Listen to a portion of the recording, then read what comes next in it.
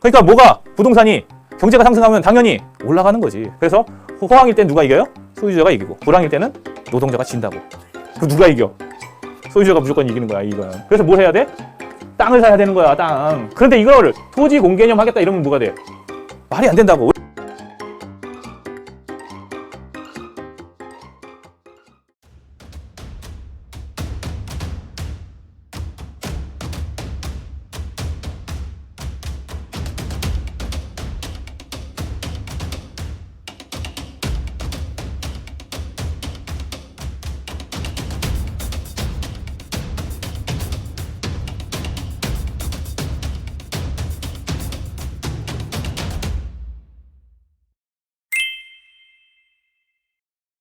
안녕하십니까. 오늘은 돈에 관한 이야기를 해보겠습니다.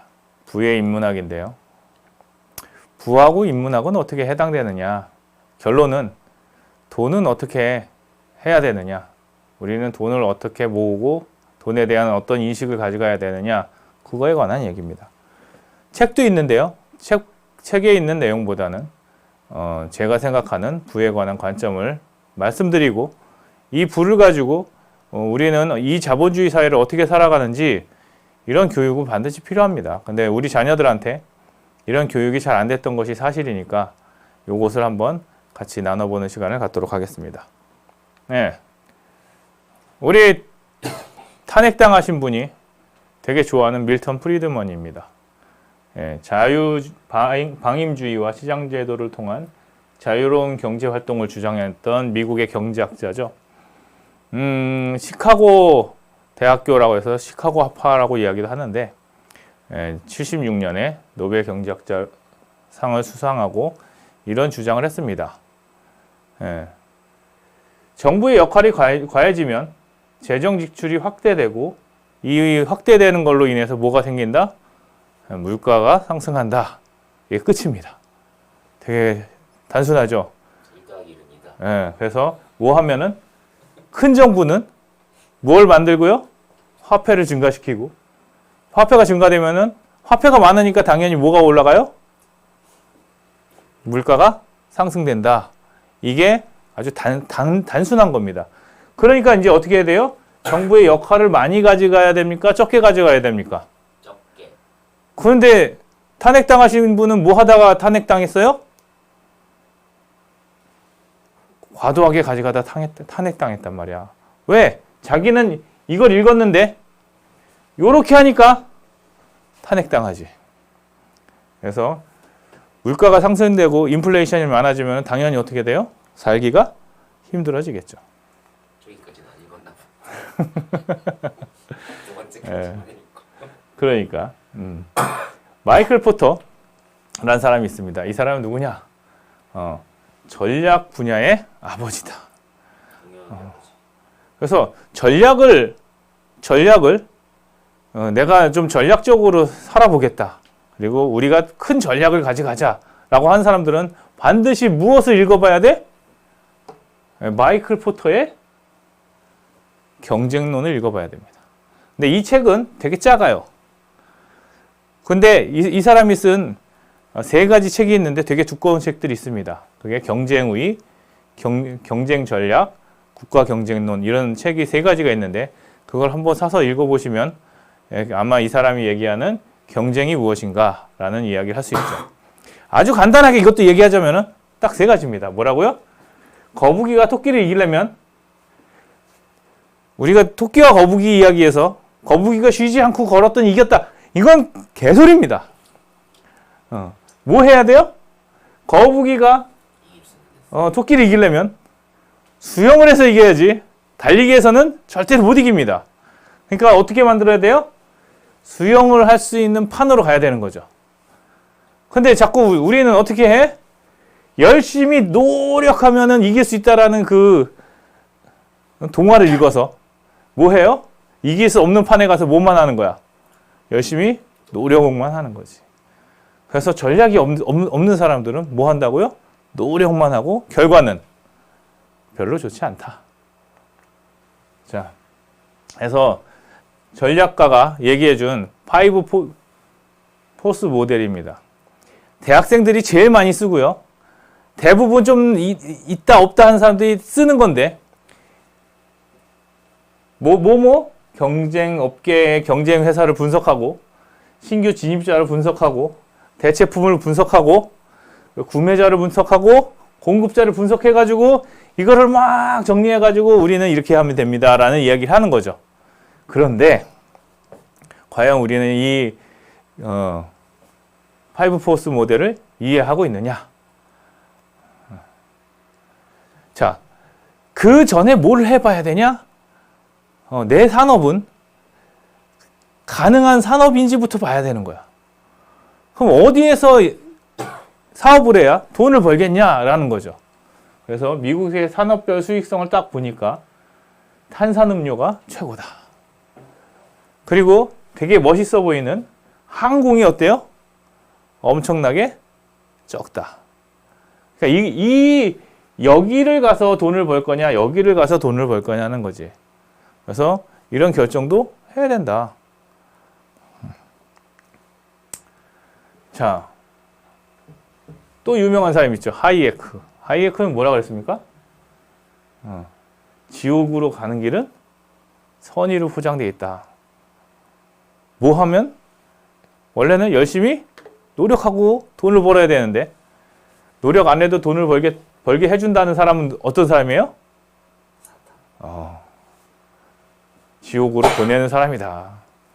그러니까 사탄의 말은 뭐야? 내가 노력을 하지 않고 내가 공부를 하지 않고 뭔가 잘할 수 있다라는 믿음을 주면 그게 누구야? 사탄이다. 그러니까 뭐 하고 살아야 돼요? 열심히 내가 공부하고 내가 열심히 노력한 만큼 얻어가는 게 그게 바로 부에 이르는 길이다 라고 이해하시면 편하죠. 그러면 지금까지 나온 세 사람을 딱 얘기해보면 어때요? 첫 번째는 뭐였어? 정부가 개입하면 안 된다. 두 번째는 대전략을 가지고 있어야 된다. 세 번째는 노력해야 된다. 어떤 노력을 해야 돼요? 열심히 공부하고 배워야 된다. 자기가 노력한 만큼 가져가는 것이다 라는 얘기를 할 수 있는 거죠. 자, 두 가지 관점이 있습니다. 하나는 어떤 관점이에요? 땡스기빙 데이가 있어요. 추수감사절인데 왜 추수감사절이 됐냐? 초창기에 미국에 정착한 사람들이 공동으로 같이 경작을 했습니다. 그랬더니 어떤 일이 일어나? 자꾸 흉년이 일어나는 거예요. 그래서 뭐 하기로 했어요? 각자 잘 살아봅시다. 그래서 땅을 나눠서 자기가 가고 싶은 데 가서 열심히 살았습니다. 그랬더니 어떻게 돼? 추수가 되기 시작한 거야. 그래서 땡스기빙 데이가 생겼습니다. 그런데 같이 모여서 살면 어떤 일이 일어나? 이런 일이 일어나는 거죠. 해로운 새다. 잡았더니 어떻게 돼요? 곤충이 다 죽었어요. 곤충을 잡아먹던 새가 죽으니까 어떻게 돼? 곤충들이 더 잘 먹은 거야. 새는 눈에 보여서 잡았는데 곤충은 잡을 수가 없었지. 그래가지고 다 굶어 죽었습니다. 자, 무슨 얘기예요? 각자 도생이 부유하게 만들어준다. 공동으로 잘 살게 하고 누군가가 경제를 잡아서 이야기를 하면 어떻게 된다? 결론적으로는 좋지 않다라는 거죠. 자, 그러면 우리의 애덤 스미스. 원래 경제학의 아버지였던 애덤 스미스는 무슨 이야기를 했습니까? 자, 효율성이 곧 분업이다. 내가 각자의 영역에서 열심히 하는 것이 곧 뭐야? 효율성이다. 그러니까 무슨 얘기야? 우리가 원래는 어떻게 살았었어요? 혼자서 모든 걸 다 만들어 살았단 말이에요. 초창기에는.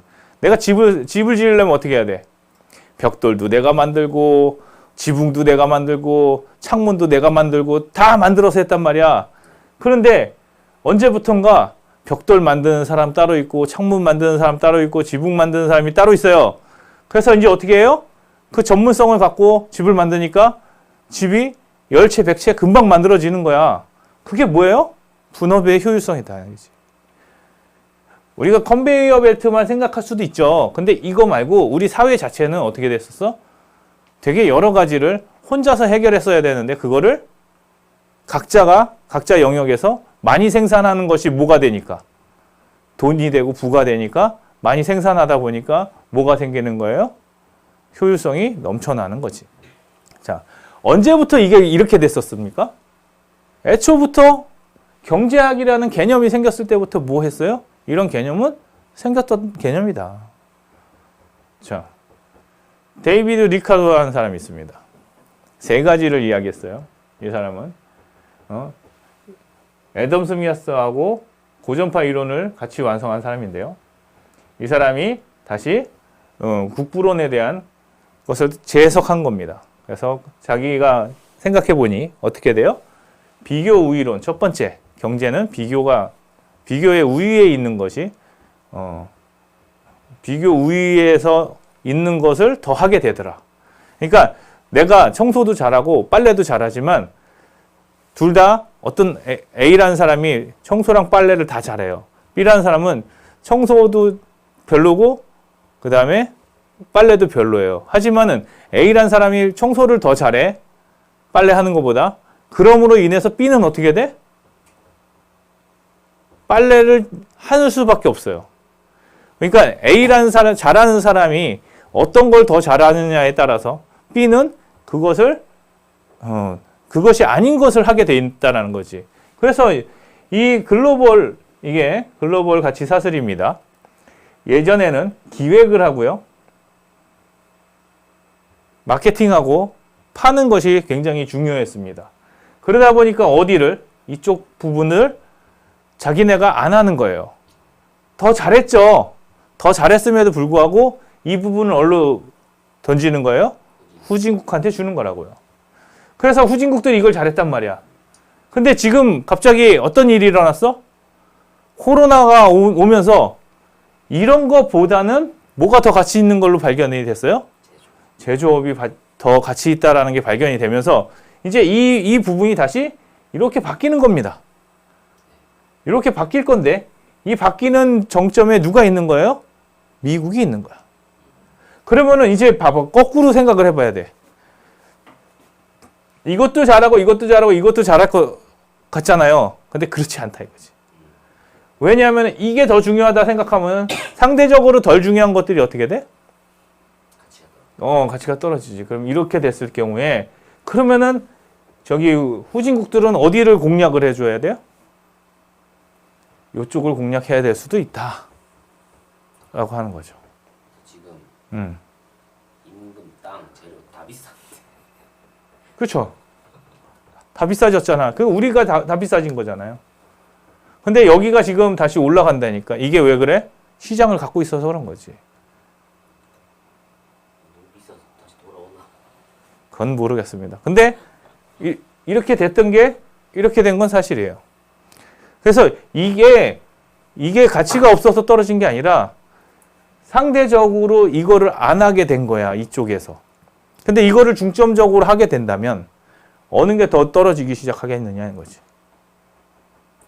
그거는 상대적인 겁니다. 그러니까 얘네가 선진국이 어떤 것을 선택하느냐에 따라서 후진국이 선택할 수 있는 거는 두 번째예요. 그래서 비교 우위로는 뭐야? 내가 잘하는 걸 보는 게 아니라 누가 잘하는 걸 봐야 돼? 상대방이 잘하는 거. 나보다 더 잘난 사람이 무엇을 잘하는 걸 보고 내 주제를 알아서 그 사람이 하는 걸 안 하면 되겠죠. 그리고 그 사람이 하지 않는 걸 하면 되는 거라고. 그거를 잘 파악하는 게 중요합니다. 자, 노동가치설은 뭐야? 이거를 잘못 이해해가지고 뭐가 생기는 거야? 노동조합이 생기는 거야. 자, 이건 뭐냐면은 물건을 가치 있게 만드는 건 뭐예요? 노동이에요. 그 여기에만 매몰되니까 어떻게 돼? 임금 올려야지. 임금만 올리는 거야.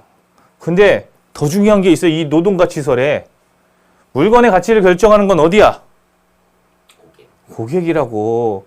효용에 있다고. 효용. 고객의 만족에 있어요. 그러면은 결국엔 뭐야? 노동이 아무리 귀한 거라도 뭘 창출해내지 못하면 효율을 창출해내지 못하면 뭐가 되는 거예요? 갭이 생기고 이 갭을 해결하지 못하는 기업은 어떻게 되는 거야? 망하는 거야. 근데 우리나라는 뭘 해줘요? 노동을 신성하게 여기고 망하는 건 기업이 알아서 하고 그러니까 노동자들만 살판이 났죠. 근데 문제는 뭐야? 자꾸 기업이 망하니까 갈 데가 없어지는 거예요. 그래서 점점 쫄리는 겁니다. 노동가치설이 중요하긴 한데 뭐를 간과하면 안 돼? 시장을 간과하면 안 된다는 거지. 아무리 중요해도. 자, 그 다음에 차액지대론이 있습니다. 차액지대론은 뭐예요? 자본, 노동, 토지가 있는데 토지는 뭐 하다고요? 대체 불가능하다. 이 자본은 인플레이션을 통해서 돈의 가치가 하락할 수가 있고요. 생산성을 증대시켜서 노동 가치가 하락할 수 있어요. 근데 이 땅값은 어떻게 돼요? 고정되어 있기 때문에 그 자체로는 가치를 갖고 있어요. 근데 뭐 때문에 변화할 수 있어? 땅에서 일어나는 생산력. 그러니까 영국이면 영국에서 일어났던 생산력이 영국이 높아지면은 영국의 땅값은 어떻게 돼? 높아지는 거죠.